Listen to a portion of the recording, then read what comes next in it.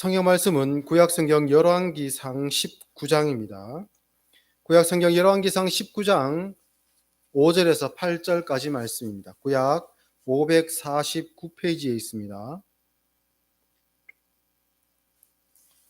열왕기상 19장 5절에서 8절까지 말씀입니다. 다 같이 하나님의 말씀을 받들어 읽겠습니다. 로뎀나무 아래에 누워 자더니 천사가 그를 어루만지며 그에게 이르되 일어나서 먹으라 하는지라. 본즉 머리맡에 숯불에 구운 떡과 한 병 물이 있더라. 이에 먹고 마시고 다시 누웠더니 여호와의 천사가 또 다시 와서 어루만지며 이르되 일어나 먹으라.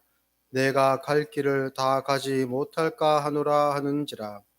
이에 일어나 먹고 마시고 그 음식물의 힘을 의지하여 40주 40년을 가서 하나님의 산 호렙에 이르니라. 아멘. 오늘은 엘리야 선지자의 이야기입니다. 엘리야는 모세와 함께 구약을 대표하는 두 명의 선지자라 할 수 있습니다. 그래서 예수님께서 십자가 사역을 준비하실 때 변화산에서 엘리야와 그 모세를 만나시는 장면이 등장하지 않습니까? 이 두 선지자가 예수님과 더불어 이렇게 말을 하였다라고 기록하고 있는데요. 무슨 말을 했겠습니까? 아마 예수님께서 십자가를 준비하셨기 때문에 십자가를 통한 구원의 사역을 두고 이 두 선지자가 예수님과 대화하였을 것이다라고 짐작합니다. 그래서 엘리야는 많은 기적을 일으켰고 능력의 선지자, 또 불병거를 타고 하늘로 올라간 선지자, 그런 것에 그 차별성이 있다기보다 그의 사역을 통해 하나님께서 그 백성을 어떻게 구원하실 것인가를 잘 녹여놨기 때문에 그가 중요한 선지자가 되는 겁니다. 그래서 오늘 메시지는 하나의 단편적인 사건을 하나 드러내가지고 엘리야의 이런 승리를 우리도 기도로 쟁취합시다, 믿음으로 쟁취합시다, 이런 메시지보다 그의 전체 사역을 통틀어 하나님께서 그를 어디로 인도해 가시며 그에게 깨닫게 하고자 하시는 바가 무엇인지 그 부분의 메시지를 조금 집중하고자 합니다. 엘리야는 정말 매력적인 선지자인 것 같습니다. 정말 선지자 같아 보이는 사람, 선지자다워 보이는 사람이지요. 갈멜산에서 바알 선지자 450명과 대결하는 장면은 그 어떤 영화의 클라이막스보다 더 긴장감이 넘칩니다. 북이스라엘 왕들 중에 가장 악한 왕에 속하는 아합의 시대에, 그리고 심지어 그 아합의 아내는 이세벨인데, 이 이세벨은 바알과 아세라를 섬기는 제사장들을 돌보고 온 그 북이스라엘 백성들이 이제 바알 앞에 절하도록 강요하게 만들었던 배후가 바로 이세벨이죠. 그 두 부부가 있는 그러한 어두운 시대에 이런 가장 강력한 능력의 선지자가 활동했다는 것은 참 아이러니라고 할 수 있지요. 그런데 그만큼 두 극단에 있기 때문에 이 두 세력의 갈등이 더 극에 달할 수밖에 없었던 그런 시대였습니다. 근데 사실 세력이라고 말씀드렸지만 그 대결 구도 속에서 엘리야의 편에 선 사람은 아무도 없었습니다. 실제로 엘리야 자신의 그 말을 통해서도 보면 나밖에 남지 않았다라는 그런 이야기들을 하는 것을 볼 수 있거든요. 우리가 읽은 본문 앞부분, 그러니까 열왕기상 18장으로 한번 넘어가 보겠습니다. 앞으로 한 두 장 정도만 넘기면 나오는데요. 18장 19절 말씀부터를 한번 보시면요. 열왕기상 18장 19절부터의 말씀을 보시면 제가 읽겠습니다. 그런즉 사람을 보내 온 이스라엘과 이세벨의 상에서 먹는 바알의 선지자 450명과 아세라의 선지자 400명을 갈멜산으로 모아 내게로 나아오게 하소서. 아합이 이에 이스라엘의 모든 자손에게로 사람을 보내 선지자들을 갈멜산으로 모으니라. 엘리야가 모든 백성에게 가까이 나아가 이르되 너희가 어느 때까지 둘 사이에서 머뭇머뭇하려느냐. 여호와가 만일 하나님이면 그를 따르고 바알이 만일 하나님이면 그를 따를지니라 하니 백성이 말 한마디도 대답하지 아니하는지라. 엘리야가 백성에게 이르되 여호와의 선지자는 나만 홀로 남았으나 바알의 선지자는 450명이로다. 정말 450명과 엘리야 혼자서 이렇게 대결을 한 그런 장면입니다. 그리고 그 장면에서 관전하고 있는 백성들도 아마 백성의 대표자들급이 되지 않겠나라고 생각해 봅니다. 왜냐하면 전국 각지에 흩어져 있는 바알 선지자들을 다 모으라 했기 때문에 그들과 함께 동행하였던 사람들, 과연 이 일의 결과가 어떻게 나타날 것인가에 대해서 궁금증을 가졌던 아마 각 지파에 속한 사람들 중에 대표급 되는 사람들이 많이 모였을 것이라고 예상해 봅니다. 근데 그 앞에서 이 엘리야가 이야기했는데, 자, 하나님이 진짜 여호와가 하나님인지 바알이 하나님인지 한번 보자. 그렇게 이야기를 해도 백성들이 그 말에 대해서 아무 대답도 안 하고 가만히 있죠. 가만히 있습니다. 감히 여호와가 하나님이다라고 거기서 이야기 못 합니다. 왜요? 거기 바알을 섬기는 그 선지자 450명 있고, 또 아합도 그 자리에 있고, 그리고 북이스라엘 전체의 나라가 그러한 신앙으로 지금 달려가고 있기 때문에 나 한 사람의 고백만으로, 나 한 사람의 어떤 반대로 이 큰 물줄기를 돌이킬 수 없다는 일종의 패배감이 백성들에게 다 있는 거죠. 그래서 입을 다물고 있는 겁니다. 이렇게 시작된 대결이 쉽게 결론 납니다. 아침부터 시작해서 먼저 이 바알의 선지자들에게 엘리야가 기회를 줍니다. 아침이라고 이야기하면 보통 해 뜰 때부터 시작하기 때문에 오전 6시나 뭐 7시 정도를 뜻하는 것이겠죠. 그때부터 이 두 제단을 이제 준비를 하고, 나무를 가지고 와서 준비하고, 송아지 2마리를 준비해 와서 이제 제물로 이렇게 준비합니다. 그리고 그 제단 위에 송아지를 올려놓고 이제 준비가 끝난 거죠. 이제 바알의 선지자들이 열심히 자기의 신인 바알에게 외치고 요구합니다. 그런데 시간이 지나서 정오 해가 머리 위에 떴을 때 그때까지도 아무 반응이 없습니다.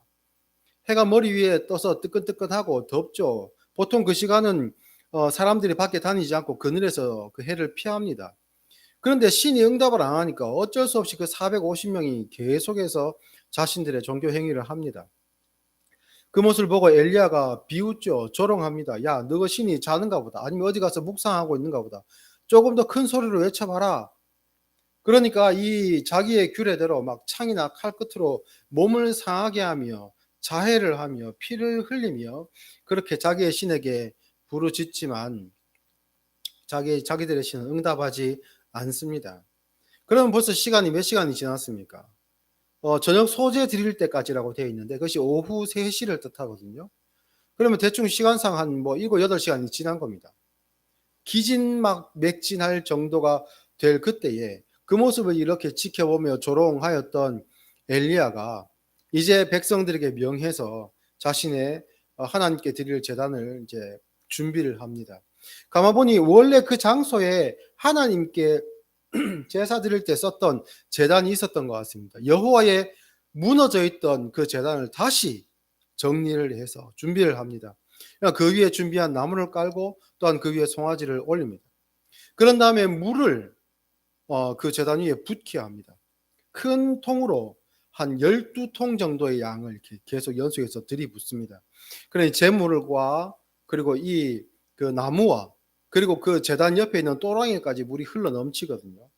그리고 이제 준비된 다 된 시간이 오후 3시 저녁 소재 드릴 때까지 엘리야와 백성들은 이렇게 준비하고 있고 바알과 아세라를 섬기는 제사장들도 여긴 450명이면 바알의 선지자들만 이야기하는 것이겠죠. 그 450명도 여전히 옆에서 광란의 시간을 보내고 있습니다. 다 준비가 된 다음에 하나님께 기도하고 하나님이 여호와가 하나님이신 줄 이 백성들에게 보여달라는 그 엘리야의 기도에 하나님께서 즉시 응답하셔 가지고 하늘에서 불이 내려오고 재물을 사르고 나무를 태우고 그리고 또랑을 흘러 넘치는 물까지 순식간에 다 증발시켜 버립니다. 그 현장에 동참했던 하나님과 바알 사이에서 머뭇머뭇하면서 대답하지 못했던 백성들이 이 하나님의 제단을 다시 수축하고 다시 쌓는 그 일에 동참했지 않습니까? 엘리야가 혼자 다 한 게 아닙니다. 그 일에 동참하였던 백성들이 그 장면을 보고는 맞다. 여호와가 하나님이시다. 진짜 신은 여호와이시다라고 그들이 고백을 합니다. 그러니까 엘리야가 이 바알의 제사장들을 다 끌고 와서 한 칼에 다 죽이게 되죠. 그러면 이제 승리했습니다. 그 현장을 다 목격했던 아합 왕도 이제 완전히 기가 꺾였습니다. 엘리야에 대해서 적대적인 입장을 취했었는데 이 아합의 마음도 완전히 정말 엘리야가 섬기는 하나님이 진짜 하나님이시고 그것을 눈으로 보았기 때문에 더 이상 어떻게 할 도리가 없습니다. 아합을 오히려 엘리야가 위로합니다. 하나님께서 이스라엘의 죄악으로 말미암아 가뭄을 3년 6개월 동안 지속하게 하셨는데 왕이여 걱정하지 마시고 먼저 올라가서 식사하시고 잡수시고 그리고 두 궁으로 돌아갑시다. 빨리 가지 않으면 비가 와가지고 마차의 바퀴가 그 진흙창에 빠질 거니까 빨리 서둘러 갑시다라고 합니다. 그리고 엘리야의 말대로 저 멀리서부터 피어오르는 그 구름을 통해서 하나님은 비가 오게 하시고 그 메마른 땅을 다시 적시고 나라를 회복시키십니다. 자, 여기서 이제 끝나면 엘리야는 훌륭한 선지자, 능력의 선지자로 될 건데 이야기는 여기서 끝나지 않습니다. 열왕기상 19장으로 이제 넘어가는 겁니다. 19장 1절 2절 말씀 보면 아합이 엘리야가 행한 모든 일과 그가 어떻게 모든 선지자를 칼로 죽였는지를 이세벨에게 말하니 이세벨이 사신을 엘리야에게 보내어 이르되 내가 내일 이맘때에는 반드시 내 생명을 저 사람들 중 한 사람의 생명과 같게 하리라. 그렇게 하지 아니하면 신들이 내게 벌 위에 벌을 내림이 마땅하니라 한지라. 굴복하지 않습니다. 분명히 보여주었는데 나타났는데도 하나님의 능력이 나타났는데도 굴복하지 않습니다. 오히려 엘리야를 공격하려고 하고 그 적대감을 그대로 드러내죠. 엘리야는 됐을 줄 알았습니다. 이것으로 하나님의 능력은 나타났고 이제 더 이상 논란의 그런 여지가 없다라고 생각했을지 모릅니다. 그런데 현실이 그렇지 않거든요. 이 이야기를 들은 엘리야는 도망칩니다. 제 생각에는 아마 그 엘리야가 죽음이 들어서 도망쳤다기보다는 이 이세벨의 손에 잡혀서 능욕당하고 죽임을 당하면 또 이제 백성들이 볼 때에 바알이라는 신이 여호와를 섬기는 저 엘리야를 죽일 때에도 여호와께서 그를 구해주지 못한 것 보니까 바알이 강한가 이렇게 생각할 수도 있지 않겠습니까? 아마 이런저런 생각에 빠졌다가 도망을 칩니다. 북이스라엘에서 남유다에 속한 남유다의 가장 그 밑단이라고 할 수 있는 남쪽 국경에 가까운 부엘세바까지 도망갑니다. 거기서 자기를 따라왔던 사환을 남겨두고 하루끼쯤 혼자서 다시 광야로 더 들어갑니다. 거기서 로뎀 나무 아래에서 누워서 죽기를 기다립니다. 아마도 뜨거운 해를 피하기 위해서 그렇게 했던 것 같습니다. 그러면서 그가 하나님께 아뢰는 말이 뭡니까? 이렇게 이야기합니다. 여호와여 넉넉하오니 지금 내 생명을 거두시옵소서. 나는 내 조상들보다 낫지 못하니이다.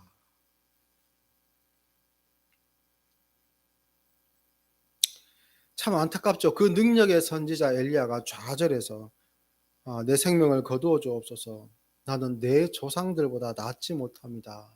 라고 고백합니다.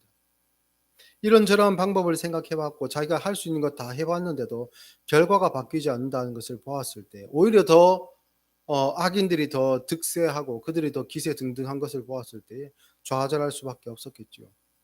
그런데 이 엘리야의 고백, 내 조상들보다 낫지 못합니다라는 이 고백은 어떤 다른 한 사람의 고백을 생각나게 합니다.